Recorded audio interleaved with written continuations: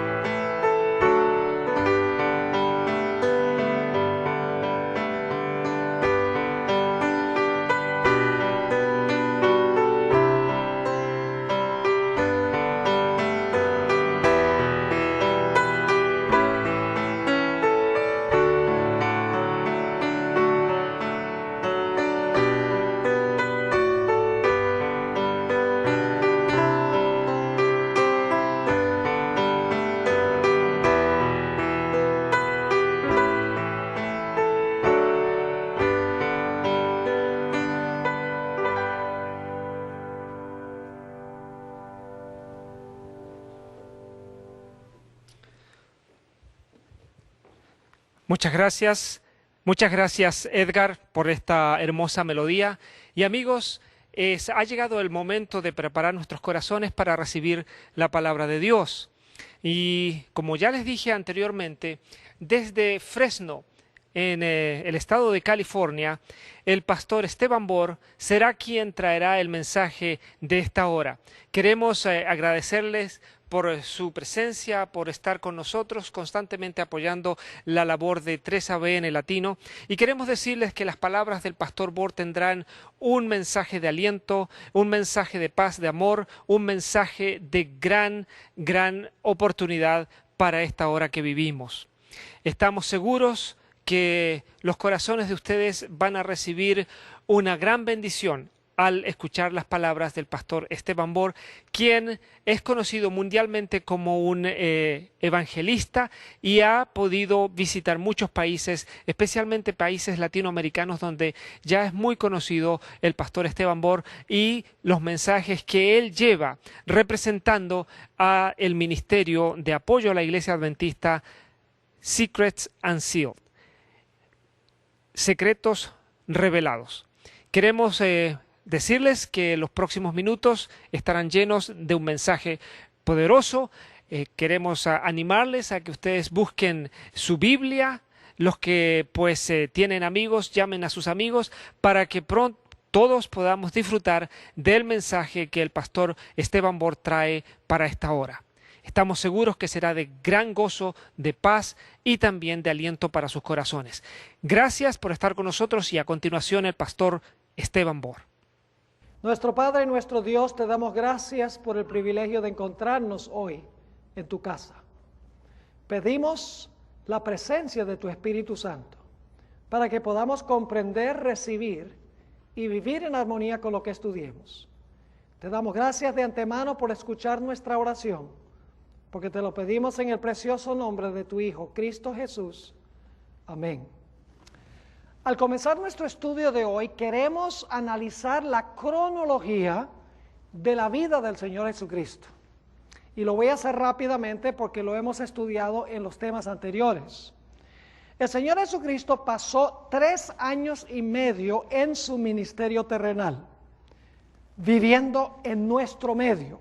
La Biblia dice que habitó entre nosotros. Y el propósito por el cual Jesús vivió esos 3 años y medio fue para vivir una vida perfecta, la vida que nosotros debemos vivir. Luego el Señor Jesucristo fue a la cruz y murió en la cruz. Y el propósito de su muerte en la cruz fue pagar la deuda de los pecados de los seres humanos. Es decir, Jesús vivió por nosotros en el campamento del santuario, murió por nosotros en el altar del santuario y luego en el santuario seguía el lavacro o la fuente. Y la fuente representa la resurrección de Cristo, porque se le llama en Tito 3:5 la fuente o el lavacro de la regeneración, representa la resurrección de Cristo. Es decir, que el campamento y el atrio representan la vida perfecta de Jesús, su muerte en la cruz y su resurrección. Y como estudiamos en los primeros 2 temas, después que Jesús vivió, murió y resucitó, el Señor Jesucristo entró al lugar santo del santuario. Pero me estoy adelantando un poco, así que vamos a hablar de lo que pasó inmediatamente después de la resurrección de Cristo. Después que Cristo resucitó, la Biblia dice que pasó 40 días aquí en la tierra hablando con sus discípulos sobre las cosas concernientes al reino de Dios. Es decir, Jesús le explicó, como hemos estudiado, las profecías a sus discípulos, para que ellos pudieran entender cómo Él había cumplido las profecías y qué iba a suceder en el día del Pentecostés. Es decir, Jesús pasó 40 días, según Hechos 1 y el versículo 3, hablándole a sus discípulos sobre las cosas concernientes al reino de Dios. Después de los 40 días, el Señor Jesucristo se reunió con sus discípulos en el Monte de los Olivos para ascender al cielo. Vayan conmigo a Hechos, el capítulo 1 y el versículo 9 al 11, a donde se describe la ascensión de Jesús. Y esto pasó 40 días después de su resurrección. Dice en Hechos 1:9, y habiendo dicho estas cosas, viéndolo ellos, es decir, los discípulos, fue alzado y le recibió una nube que le ocultó de sus ojos. Y estando ellos con los ojos puestos en el cielo, entre tanto que él se iba, he aquí se pusieron junto a ellos 2 varones con vestiduras blancas, los cuales también les dijeron: varones Galileos, ¿por qué estáis mirando al cielo? Este mismo Jesús que ha sido tomado de vosotros al cielo, así vendrá como le habéis visto ir al cielo. Y Jesús pronto desapareció de la vista de sus discípulos. Los discípulos regresaron entonces a Jerusalén, al aposento alto, y pasaron 10 días en el aposento alto. Durante esos 10 días oraron, estudiaron las profecías como nunca antes, repararon las rencillas que había entre ellos, pusieron sus propiedades a disposición de la obra de Dios, se vaciaron del yo y prepararon su corazón para recibir el Espíritu Santo. Es decir, Cristo ascendió después de los 40 días, luego 10 días más de preparación, y después de esos días fue que se derramó el Espíritu Santo en el día del Pentecostés. Ahora, sabemos lo que estaban haciendo los discípulos en la tierra durante esos 10 días, orando, estudiando la Biblia, reparando las rencillas unos con otros, poniendo a disposición de la obra sus posesiones, vaciándose del yo. Sabemos qué estaban haciendo los discípulos, pero saben, la mayoría de la gente no sabe lo que estaba haciendo Jesús en el cielo durante esos 10 días. Y queremos en esta noche estudiar qué estaba haciendo el Señor Jesucristo durante esos 10 días antes de que se derramara el Espíritu Santo en el día del Pentecostés. Ahora, quiero leer en Hechos 1 y el versículo 13, los que estaban presentes en el aposento alto. Hechos 1 y el versículo 13. Dice: y entrados, subieron al aposento alto, donde moraban, ahora escuchen, Pedro, Jacobo, Juan, Andrés, Felipe, Tomás, Bartolomé, Mateo, Jacobo, hijo de Alfeo, Simón el celote y Judas, hermano de Jacobo. Ahora, si ustedes cuentan el número de los que se mencionan por nombre, solamente hay 11 apóstoles. Y nos preguntamos, ¿qué fue lo que sucedió con el apóstol número 12? Porque eran 12. Bueno, en Hechos 1, 18 y 19, el apóstol Pedro explica qué fue lo que sucedió con el apóstol número 12. Nosotros sabemos quién era y qué fue lo que le sucedió. La Biblia nos dice que Judas, el que entregó al Señor Jesucristo, fue y se ahorcó y tiró el dinero y dijo: he entregado sangre inocente. Por eso en Hechos 1:13 se menciona solamente 11 de los 12 apóstoles, porque uno de ellos había apostatado. Y por lo tanto, ahora Pedro se para en el aposento alto y le dice a sus compañeros, le dice: miren, nosotros tenemos que nombrar a un sucesor en lugar de Judas, quien se suicidó. Es decir, nosotros tenemos que nombrar el apóstol número 12. Inmediatamente nos preguntamos, ¿por qué consideraba Pedro que era importante elegir al apóstol número 12? ¿Acaso no eran suficientes 11 apóstoles? ¿Por qué era necesario tener el apóstol número 12? La respuesta es que las profecías habían predicho que Judas iba a apostatar y que era necesario elegir a un sucesor. Pedro lo dijo porque las profecías decían que tenía que ser así. Noten Hechos 1:16 y luego vamos a saltar al versículo 20 para que ustedes vean que Pedro cita 2 versículos del Antiguo Testamento para demostrar que Judas iba a apostatar y que era necesario elegir a un sucesor. Dice en Hechos 1:16, está hablando Pedro: varones hermanos, era necesario que se cumpliese, ¿qué cosa? Que se cumpliese la escritura.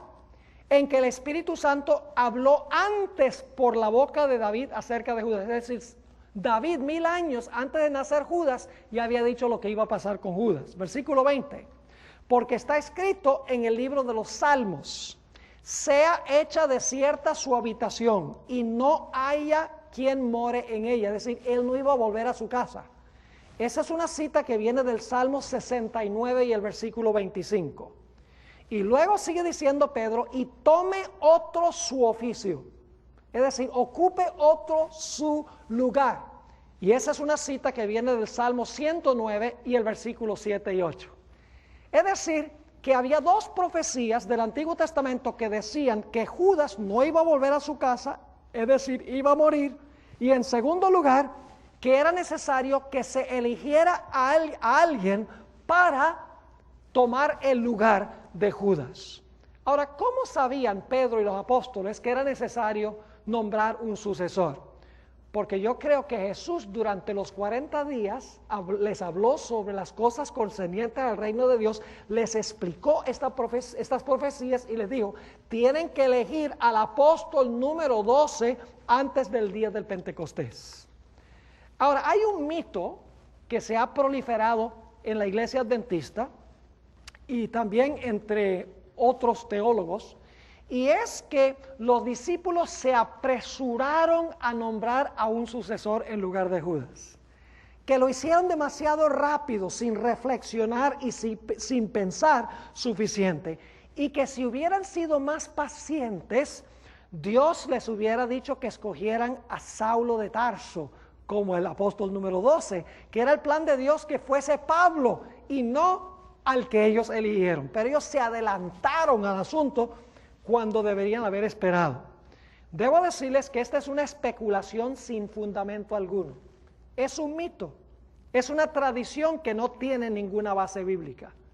Le voy a dar ahora 3 razones por las cuales no era el plan de Dios que Pablo fuera el apóstol número 12. Había que elegir al sucesor de Judas antes del día del Pentecostés. Les voy a demostrar por qué razón. Ahora, en primer lugar, Pablo no podría haber sido el apóstol número 12, por lo que dice en Hechos 1, 21 y 22. Vayan conmigo a Hechos 1 y el versículo 21 y el versículo 22.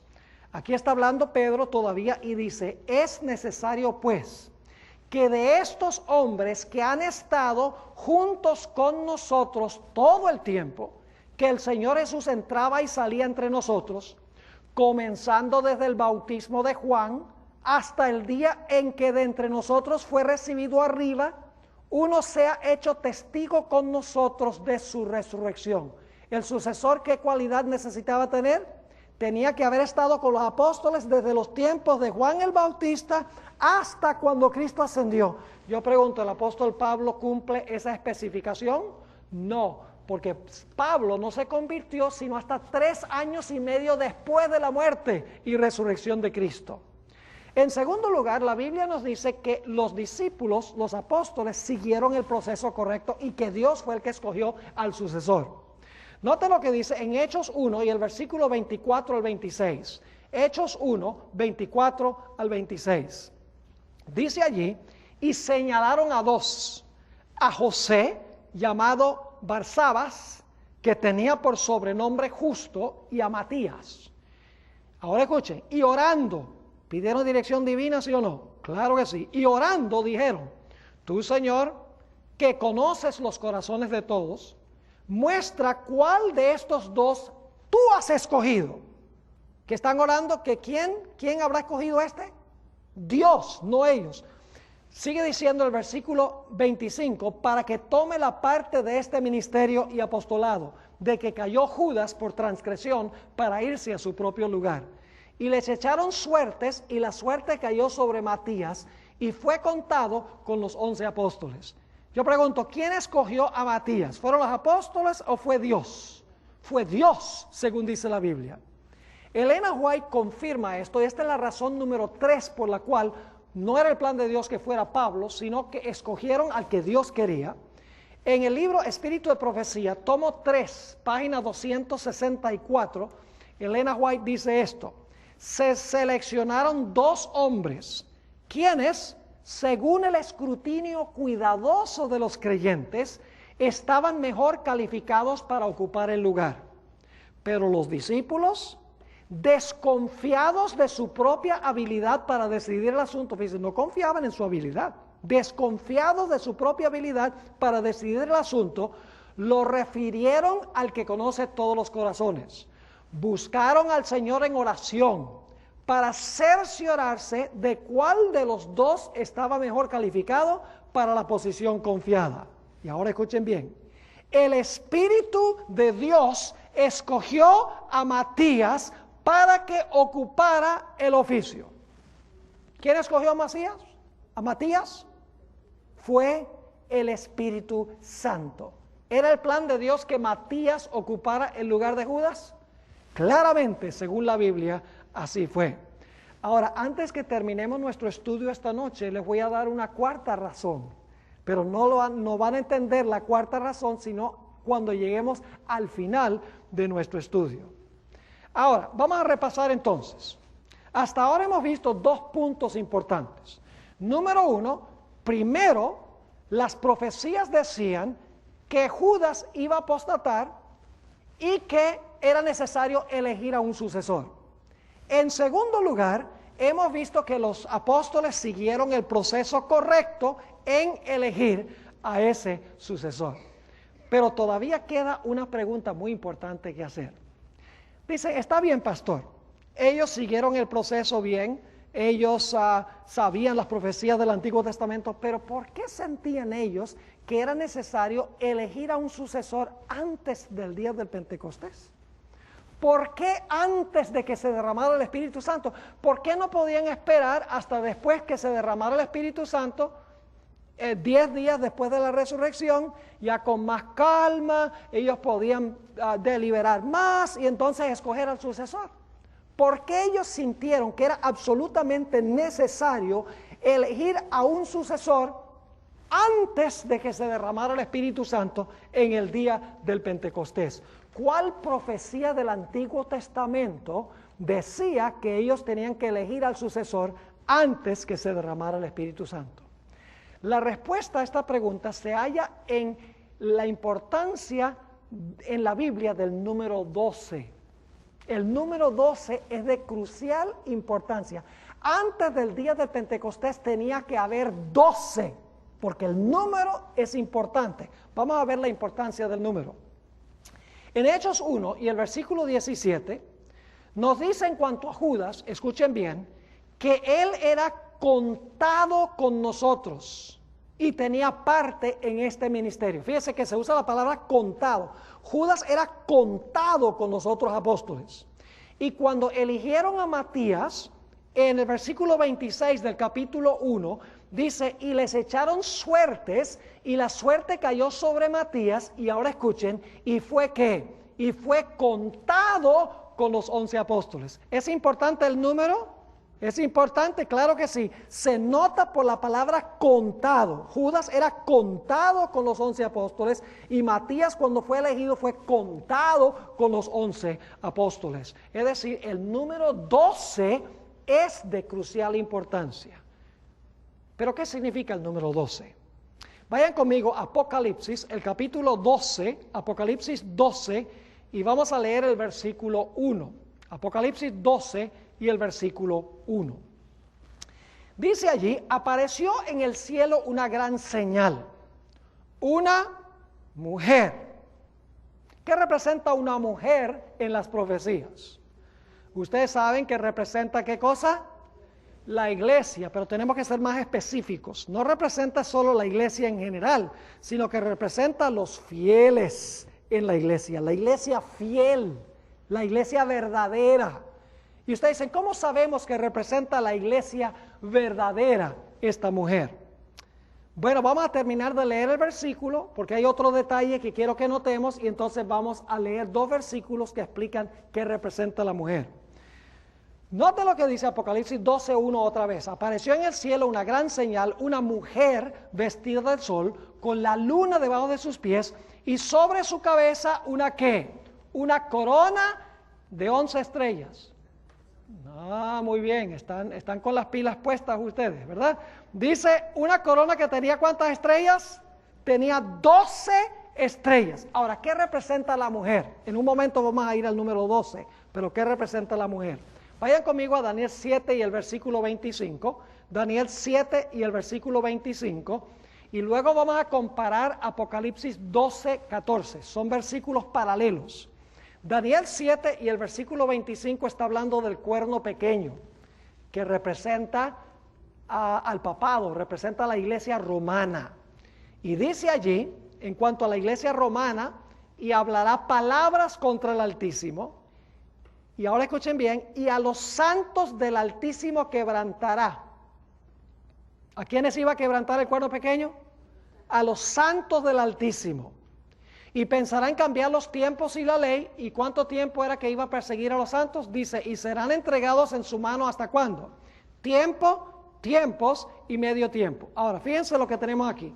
El cuerno pequeño persiguió a los santos del Altísimo por tiempo, tiempos y la mitad de un tiempo. Ahora vamos a Apocalipsis, el capítulo 12 y el versículo 14. Apocalipsis 12, 14, que es paralelo. Dice, y cuando vio el dragón que había sido arrojado a la tierra, persiguió a la mujer. Interesante eso. En Daniel 7:25 dice que el cuerno pequeño perseguía ¿a quién? A los santos del Altísimo. Aquí dice que el dragón persiguió ¿a quién? A la mujer. Entonces yo pregunto, ¿qué representa la mujer? Los santos del Altísimo. Ahora, ¿es el mismo periodo de tiempo? Sí, porque sigue diciendo, y cuando vio el dragón que él había sido arrojado a la tierra, persiguió a la mujer que había dado a luz al hijo varón. Y se le dieron a la mujer las 2 alas de la gran águila para que volase de delante de la serpiente al desierto, a su lugar, donde es sustentada por un tiempo y tiempos, ¿y qué? Y la mitad de un tiempo. ¿Es el mismo periodo que leímos en Daniel 7:25? Igualito. Así que vamos a comparar. Daniel 7:25, el cuerno pequeño persigue a los santos del Altísimo por tiempo, tiempos y la mitad de un tiempo. En Apocalipsis el capítulo 12 dice que el dragón persigue a la mujer por tiempo, tiempos y la mitad de un tiempo. Es decir, la mujer es lo mismo que los santos del Altísimo. Es decir, la mujer representa la iglesia ¿qué? Representa la iglesia fiel. Pero ahora necesitamos hacernos una pregunta. La mujer de Apocalipsis 12:1 ¿representa la iglesia fiel del Antiguo Testamento o representa la iglesia fiel del Nuevo Testamento? Siempre que hago esa pregunta la gente dice, la del Nuevo. Pero en realidad no representa esta mujer en Apocalipsis 12:1. Más adelante sí, es la iglesia del Nuevo. Pero en Apocalipsis 12:1 no representa la iglesia del Nuevo Testamento. Y usted dice, ¿cómo sabe eso? Les explico. En Apocalipsis 12:2 dice que esta mujer tiene en su vientre a un niño que no ha nacido. ¿Quién es ese niño? Es Jesús. Cuando Juan ve a la mujer, el bebé no ha nacido. Usted no puede tener Nuevo Testamento sin que Cristo haya nacido todavía. Ahora, la iglesia existió antes que Cristo. ¿Sí o no? ¿Jesús fue descendiente de Abraham, sí o no? ¿Fue descendiente de David? ¿Nació Jesús de la iglesia del Antiguo Testamento? Claro que sí. La mujer representa la iglesia del Antiguo Testamento y luego más adelante representa también la iglesia del Nuevo Testamento que tiene que huir al desierto por 1260 años. ¿Está claro ese punto? Muy, muy importante. Ahora vamos a hablar de las 12 estrellas. Vamos a hablar de las 12 estrellas. La mujer que representa la iglesia, ¿de qué periodo? La iglesia del Antiguo Testamento, en Apocalipsis 12:1, Nuevo Testamento más adelante en el capítulo, tiene una corona de ¿cuántas estrellas? 12 estrellas. Yo pregunto, ¿la mujer del Antiguo Testamento tenía 12 estrellas? ¿La misma corona? Cuando huye al desierto, ¿todavía tiene la corona de las 12 estrellas? Sí, es decir, el número 12 representa a la mujer tanto en el Antiguo Testamento como en el Nuevo Testamento. El pueblo de Dios en el Antiguo y en el Nuevo. Ahora vamos a notar ¿Qué representan las 12 estrellas? Vayan conmigo a Génesis 37 y los versículos 9 y 10. Génesis 37 y los versículos 9 y el versículo 10. Aquí está hablando de un sueño que tuvo José. Y José tuvo en realidad 2 sueños principalmente antes de que fuera vendido por sus hermanos. Y fíjense lo que dice este sueño. Génesis 37, 9 y 10. Dice, soñó aún otro sueño y lo contó a sus hermanos, diciendo, he aquí que he soñado otro sueño y he aquí que el sol y la luna y 11 estrellas se inclinaban a mí. Y algunos dicen, ahí no dice 12, ahí dice 11. Pero yo pregunto, ¿quién era la estrella número 12? La estrella número 12 era José, porque eran 12 hermanos, ¿sí o no? Y luego sigue diciendo en el versículo 10, y lo contó a su padre y a sus hermanos, y su padre le reprendió. Y le dijo, ¿qué sueño es este que soñaste? ¿Acaso vendremos yo y tu madre y tus hermanos a postrarnos en tierra ante ti? ¿Qué representan entonces las 12 estrellas? Representan a los 12 hijos de ¿quién?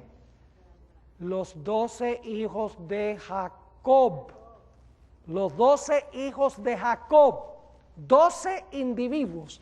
Pero yo pregunto, ¿qué pasó con esos 12 individuos? ¿Se multiplicaron y luego formaron a un gran pueblo, las 12 tribus de Israel? Claro que sí. Noten Génesis 49 y el versículo 28. Génesis 49 y el versículo 28. Aquí encontramos que los 12 hijos de Jacob luego se multiplicaron y formaron una gran nación. Formaron la iglesia del Antiguo Testamento. Dice ahí en Génesis 49, 28, después que Jacob ha mencionado los nombres de sus hijos y sus características, dice, todos estos fueron las 12 tribus de Israel. Y esto fue lo que su padre les dijo, al bendecirlos a cada uno por su bendición, los bendijo. Es decir, la iglesia del Antiguo Testamento comenzó con ¿cuántos individuos? Comenzó con 12 individuos, luego ellos se multiplicaron y formaron una gran nación, la iglesia de Dios del Antiguo Testamento, el pueblo de Israel. Ahora yo pregunto, ¿cuántos apóstoles estableció Jesús? ¿13? ¿11? No, Jesús escogió ¿cuántos? 12. ¿Creen que fue intencional eso? ¿O es que Jesús dijo, a ver qué número? 12 es un buen número. No. Tenía una razón. Yo pregunto, ¿la iglesia del Nuevo Testamento es una continuación de la iglesia del Antiguo Testamento? Claro que sí. La única diferencia es que en el Antiguo Testamento al Mesías se le prometió a Israel, mientras que en el Nuevo Testamento la gente tiene la realidad de lo que se había prometido en el Antiguo Testamento. Pero es la misma iglesia, todos salvos por Cristo Jesús. Ahora fíjense que Jesús escogió 12 porque quería demostrar que la iglesia es una a través de todas las épocas, Antiguo y Nuevo Testamento. Noten Marcos 3, 14 al 19. Marcos, el capítulo 3 y los versículos 14 al 19, está hablando de el establecimiento de los 12 apóstoles por Jesús. Dice, y estableció a 12 para que estuviesen con él y para enviarlos a predicar, y que tuviesen autoridad para sanar enfermedades y para echar fuera demonios. Y luego menciona los nombres, a Simón, a quien puso por sobrenombre Pedro, a Jacobo, hijo de Zebedeo, y a Juan, hermano de Jacobo, a quienes apellidó Boanerges, esto es, hijos del trueno, a Andrés, Felipe, Bartolomé, Mateo, Tomás, Jacobo, hijo de Alfeo, Tadeo, Simón el cananeo, y Judas Iscariote. ¿A cuántos estableció Jesús? Ustedes los pueden contar. Escogió y estableció exactamente a 12. Ahora, fíjense lo que dice Elena G. de White, para que ustedes se den cuenta que la hermana White entendió que el número 12 representa a los 12 hijos de Jacob y los 12 apóstoles y la iglesia en ambos periodos de la historia. Ella dice en el libro Hechos de los Apóstoles, página 16, lo siguiente. Así como en el Antiguo Testamento, los 12 patriarcas eran los representantes de Israel. ¿Los 12 patriarcas eran qué? Los representantes de Israel. Así los 12 apóstoles son los representantes de la iglesia evangélica. Y fíjense qué interesante. Luego los 12 apóstoles hicieron obra misionera. Claro, Judas cayó, pero luego se eligió Matías, eran 12. Los 12 apóstoles, después del día del Pentecostés, salieron a hacer ¿qué cosa? A predicar, y los 12 se multiplicaron y formaron una gran iglesia. Es decir, el pueblo de Dios en el Antiguo Testamento comenzó con 12 individuos que se proliferaron y formaron a una gran nación. La iglesia cristiana empezó con 12 individuos que luego se multiplicaron y formaron también una gran nación que es la iglesia cristiana. Ahora tenemos que volver a nuestra pregunta original. Ya sabemos lo que representa el número 12, el número del pueblo de Dios en todas las épocas, en el Antiguo y en el Nuevo Testamento. Pero ahora tenemos que volver a nuestra pregunta original, que es esta. ¿Por qué los discípulos pensaban que era necesario elegir a un sucesor en lugar de Judas antes del día del Pentecostés? Les voy a explicar. En el Antiguo Testamento había una profecía muy interesante en cuanto a Jesús. Esa profecía se encuentra en Levítico, el capítulo 8 y el versículo 6 al 12. Y ahora van a entender lo que pasó durante los 10 días cuando los discípulos estaban allí en el aposento alto y cuando cayó el Espíritu Santo. Sabemos lo que pasó con los apóstoles. Estaban orando, estudiando las profecías, siendo vaciados del yo, poniendo sus propiedades a disposiciones de la obra, arreglando las rencillas unos con otros. Sabemos lo que estaban haciendo en la tierra. Pero ¿qué estaba pasando con Jesús en el cielo durante esos 10 días? La profecía que lo indica está en Levítico 8 y los versículos 6 al 12. Y lo voy a leer rapidito. Dice, y dijo Moisés a la congregación, esto es antes de que se comenzaran los servicios del santuario en el desierto. Y dijo Moisés a la congregación, esto es lo que Jehová ha mandado hacer. Entonces Moisés hizo acercarse a Aarón y a sus hijos y los lavó con agua. Y puso sobre él, es decir, sobre Aarón, la túnica y le ciñó con el cinto. Le vistió después el manto y puso sobre él el efod y lo ciñó con el cinto del efod y lo ajustó con él. Luego le puso encima el pectoral y puso dentro del mismo los urim y tumim. ¿Qué está haciendo Moisés con Aarón? Le está poniendo toda la vestimenta del sumo sacerdote, porque en el próximo capítulo empiezan los servicios del santuario. Aarón empieza su función como sumo sacerdote en el santuario. Pero luego, después de haber puesto cada pieza sobre Aarón, encontramos que Moisés hace algo muy interesante. Versículo 9. Sigue diciendo en cuanto a la vestimenta, después puso la mitra sobre su cabeza y sobre la mitra enfrente puso la lámina de oro, la diadema santa como Jehová había mandado a Moisés. Y ahora escuchen. Y tomó Moisés el aceite de la unción y ungió el tabernáculo y todas las cosas que estaban en él y los santificó. ¿Qué fue lo que hizo Moisés? Ungió el tabernáculo, pero hizo más. Versículo 11. Y roció de él sobre el altar 7 veces y ungió el altar y todos sus utensilios y la fuente y su base para santificarlo. Sí, se está ungiendo todo el santuario, pero unge a alguien más. Dice en el versículo 12, y derramó del aceite de la unción ¿sobre qué? Sobre la cabeza de Aarón y lo ungió ¿para qué? Para santificarlo. Es decir, Moisés hizo 2 cosas. Moisés vistió a Aarón como sumo sacerdote, le puso todas las piezas encima, y luego ¿qué hizo Moisés con Aarón? Lo ungió con el aceite. ¿Y qué representa el aceite? El aceite representa ¿qué cosa? El Espíritu Santo. Ahora, el Salmo 133 explica esta ceremonia. Vayan conmigo al Salmo 133, que es un salmo supremamente interesante. Salmo 133, y vamos a leer todo el salmo, porque en realidad es un salmo corto. Dice allí, en el Salmo 133, mirad cuán bueno y cuán delicioso es habitar los hermanos juntos en armonía. ¿Les trae a su mente lo que pasó en el día del Pentecostés?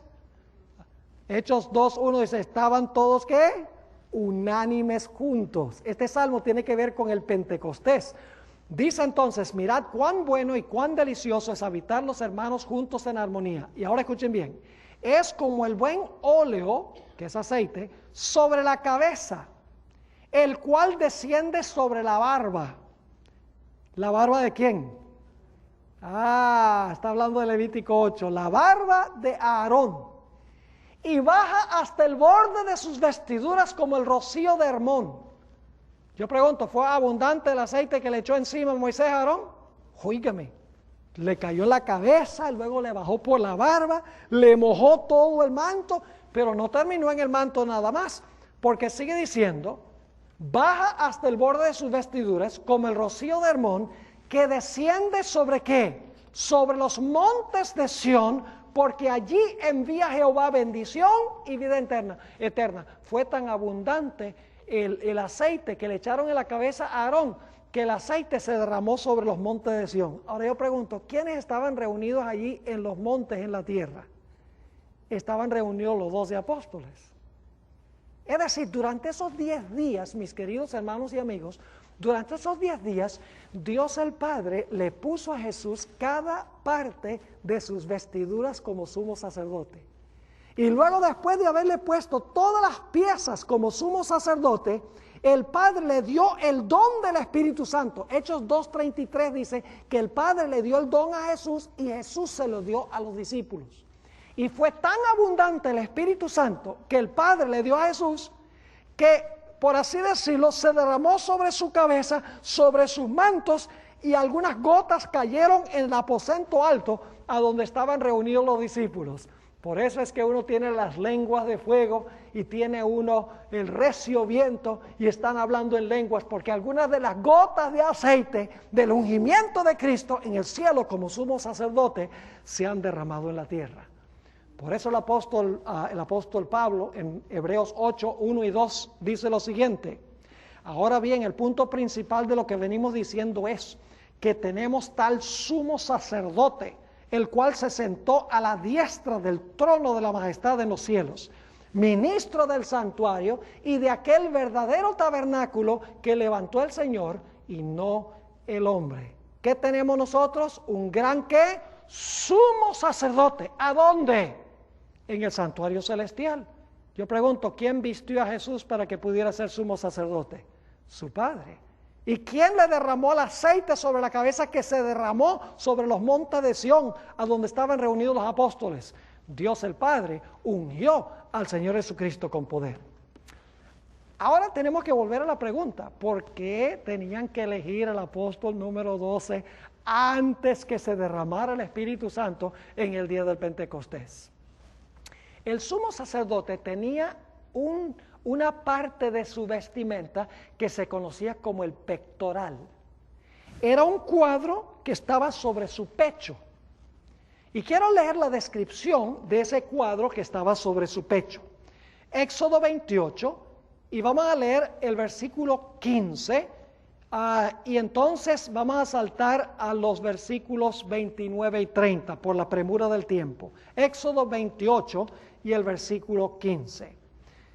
Dios le dice a Moisés: harás asimismo el pectoral del juicio, de obra primorosa.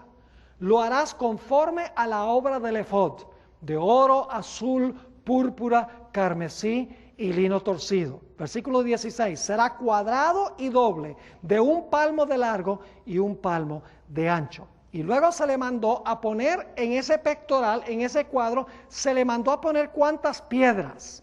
Se le mandó a poner 12 piedras sobre el corazón del sumo sacerdote. Vamos a ir al versículo 29. Dice en el versículo 29, y llevará a Aarón los nombres de los hijos de Israel en el pectoral del juicio sobre su corazón, cuando entre en el santuario, por memorial delante de Jehová continuamente. Y pondrás en el pectoral del juicio Urim y Tumim, para que estén sobre el corazón de Aarón cuando entre delante de Jehová, y llevará siempre a Aarón el juicio de los hijos de Israel sobre su corazón delante de Jehová. ¿qué debía llevar el sumo sacerdote? ¿El juicio de quién? El juicio de los hijos de Israel. Yo pregunto, si nosotros venimos ante el trono del Padre por nuestra cuenta, ¿qué tendría que pasar con nosotros? Dios tendría que destruirnos. Si no tenemos intercesor, venimos como pecadores. El Padre dice, ¿quién eres tú que te puedes presentar acá? Pecador. Tendría que destruirnos. Por eso nosotros necesitamos a uno que se presente delante del Padre, que tenga sobre su corazón el juicio, que haya sufrido el juicio que nos corresponde a nosotros. Es decir, Jesús como sumo sacerdote comparece ante el Padre y dice, Padre, el pastor Bor, yo lo represento, lo tengo sobre mi corazón. Él se ha arrepentido del pecado, ha confesado su pecado, ha confiado en mí. Padre, el juicio que cayó sobre mí, acéptalo en lugar del juicio que debe caer sobre él. Eso es lo que está pasando. Jesús desde el tiempo del día del Pentecostés está, como hemos estudiado, está intercediendo ante su Padre, aplicando su vida y su muerte a todo aquel que viene arrepentido de sus pecados y confesando sus pecados. El Padre toma la vida de Jesús y su muerte y los pone a la cuenta. Es decir, Jesús lleva sobre su corazón el juicio de su pueblo. Ahora necesitamos preguntarnos, ¿por qué era necesario tener 12 apóstoles y no era suficiente 11 antes del día del Pentecostés? Le voy a explicar por qué. Es sencillo. Esta es la cuarta razón por la cual no podría haber sido Pablo el apóstol número 12. Repasemos. ¿Cuántas piedras tenía el sumo sacerdote en el pectoral? 12. ¿Y qué representaban las 12 piedras? No solo a los hijos de Israel, ese es el Antiguo Testamento, sino que representa ¿qué cosa? A los 12 apóstoles, que son los fundadores de la iglesia del Nuevo. Representa tanto a los 12 hijos de Jacob y todo Israel, y representa a los 12 apóstoles y toda la iglesia cristiana que vino de ellos. Es decir, Jesús lleva a su pueblo, representado por el número 12, sobre su corazón. Pero había un problema. Y es que el pectoral tenía 12 piedras, pero en la tierra había solo ¿cuántos apóstoles? Solamente había 11. ¿Cómo podía Dios el Padre ponerle el pectoral a Jesús con 12 piedras si en la tierra solamente había 11 apóstoles? ¿Me están entendiendo? Fue necesario elegir al apóstol número 12, entonces el Padre dice, ahora sí te puedo poner el pectoral con las 12 piedras, porque ahora el número 12, que es el número de mi pueblo, está ¿qué? Completo. ¿Podría haber sido Pablo el apóstol número 12? No, porque Jesús fue vestido durante esos 10 días, antes del Pentecostés, lo cual significa que el número 12, apóstol número 12 en la tierra, tenía que ser también elegido antes de que se le pusiera el pectoral al Señor Jesucristo. Ahora, necesitamos ir al libro de Apocalipsis. El libro de Apocalipsis en realidad habla de la santa ciudad, la Nueva Jerusalén. Yo pregunto, ¿en esa ciudad van a vivir solamente la gente del Nuevo Testamento? ¿O van a vivir todas las personas de todas las edades? Todo el pueblo de Dios, Antiguo y Nuevo Testamento, ¿sí o no? La Biblia nos dice en Hebreos 11 que Abraham miraba hacia una ciudad cuyo artífice y constructor es Dios. Los héroes del Antiguo Testamento no miraban a la Jerusalén terrenal, miraban a la Jerusalén celestial. Ahora es interesante notar que en esa ciudad están representados las 12 tribus y los 12 apóstoles, todo el pueblo de Dios en esa misma ciudad. Vamos a leer Apocalipsis el capítulo 21 y el versículo 12. Apocalipsis 21 y el versículo 12. Hablando de la santa ciudad, de las puertas de la ciudad. Dice, tenía un muro grande y alto, con 12 puertas. Y en las puertas 12 ángeles y nombres inscritos, que son las de las 12 tribus de los hijos de Israel. ¿Está representada la iglesia del Antiguo Testamento allí? Claro que sí, los 12 fundadores. Claro, no está Adán, está la lista correcta en Apocalipsis 7. que se habla de los 144,000. Uno de los hijos de Jacob no están allí, porque cayó. Al igual que los apóstoles, uno de los apóstoles cayó y su lugar fue tomado por otro. Pero igual hay 12 puertas con los 12 nombres de las 12 tribus de Israel. Y luego noten Apocalipsis 21 y el versículo 14, los fundamentos de los muros de la ciudad. Dice en Apocalipsis 21, 14, y el muro de la ciudad tenía 12 cimientos, es decir, fundamentos, y sobre ellos los 12 nombres ¿de qué? De los 12 apóstoles del Cordero. Una sola ciudad, donde está representada la iglesia del Antiguo Testamento, número 12, y la iglesia del Nuevo Testamento, número 12 también. Mis queridos hermanos y amigos, no hay nada que Jesús ame más que a su iglesia. Por eso, las 12 piedras las tiene sobre su corazón. ¿Qué significa el corazón? Decimos que amamos con el corazón. Jesús tiene a su pueblo muy cerca de su corazón. Tanto la iglesia del Antiguo Testamento como la iglesia del Nuevo Testamento está cerca de su corazón. Jesús quiere que su pueblo esté con él, porque los ama. Vamos a Juan, el capítulo 14 y el versículo 1 al 3. Un pasaje muy interesante, Juan 14, 1 al 3. Aquí dice Jesús, en un pasaje muy bien conocido, no se turbe vuestro corazón. ¿Creéis en Dios? Creed también en mí. En la casa de mi Padre muchas moradas habrá. ¿Eso dice, habrá? No, dice, cuando Jesús lo dijo, estaban ahí ya. Algunos creen que Jesús se fue al cielo a construir moradas, a construir casas. Jesús no necesita 2000 años para construir casas. Ya estaban allí. Dice, en la casa de mi Padre muchas moradas hay. Si así no fuera, yo os lo hubiera dicho, voy pues ¿a qué? A preparar lugar para vosotros. Y algunos dicen, sí se fue allá a sembrar árboles y a construir casitas y todo. No, eso no necesita. Eso no es lo que se refiere cuando dice que fue a preparar lugar. Fue a preparar lugar por la obra que él hace en el santuario, por su obra de intercesión, por su obra de juicio a favor de su pueblo. Jesús está preparando un lugar, y cuando termine de interceder y de juzgar, entonces va a venir a reclamar a su pueblo para llevárselos con él, porque sigue diciendo nuevamente el versículo 12, en la casa de mi Padre muchas moradas hay, si así no fuera yo os lo hubiera dicho, voy pues a preparar lugar para vosotros. Y ahora escuchen el versículo 3, y si me fuere y os prepararé el lugar, vendré otra vez y os tomaré a mí mismo, para que donde yo estoy, vosotros también estéis. Jesús quiere estar con su pueblo, porque están cerca de su corazón. Por eso vive siempre para interceder por ellos. Por eso el Señor Jesucristo en el juicio va a defender a su pueblo, porque Él tomó el juicio de ellos sobre su corazón.